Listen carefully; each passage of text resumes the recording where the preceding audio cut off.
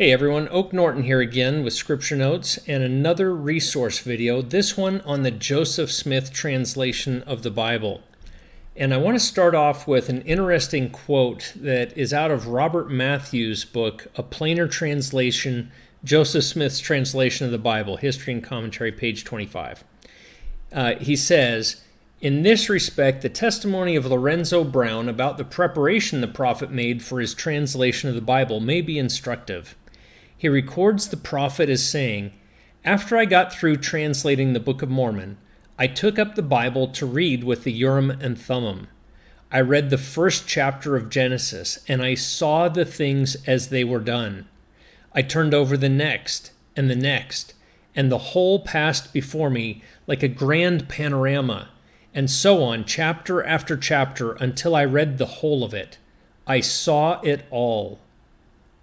That is an amazing statement, that he saw the events of the Bible in front of him as he read with the Urim and Thummim. This was after he had translated the Book of Mormon, and it became a long-term project for him to go back through after he had seen the events of these of history. It became a project for him to go through the Bible multiple times and then try to make inspired changes where he saw appropriate to do so. And sometimes he added some lengthy passages. And so I want to show you how we have integrated this resource in Scripture Notes. And I'm going to use this example from Genesis chapter 14. Now, this is the first place that Melchizedek is mentioned in the Bible.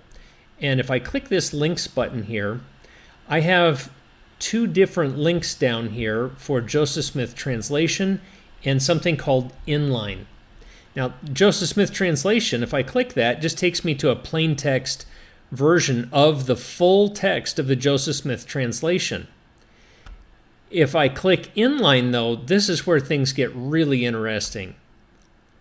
This is a project someone did that shows all of the changes. He put the King James Version of the Bible and the Joseph Smith translation of the Bible, which is incomplete. Joseph was going through on his third time and never completed it before he was murdered. But the text is compared so that anything Joseph added is backlit in green, and anything Joseph removed is shown in red. And so you can see this is verse 14 in the King James Version. That's removed from this comparison. And verse 17 is the JST, Joseph Smith translation verse. And so Joseph removed the word was and added break bread and blessed it, and he blessed the wine, he being the priest of the Most High God. So it's so easy to see what the changes were that were made in the text this way.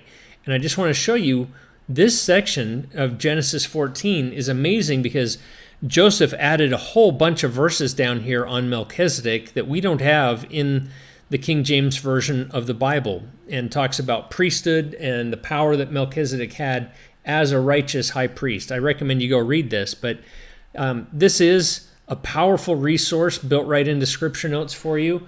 I hope you will utilize it when you are reading the Bible.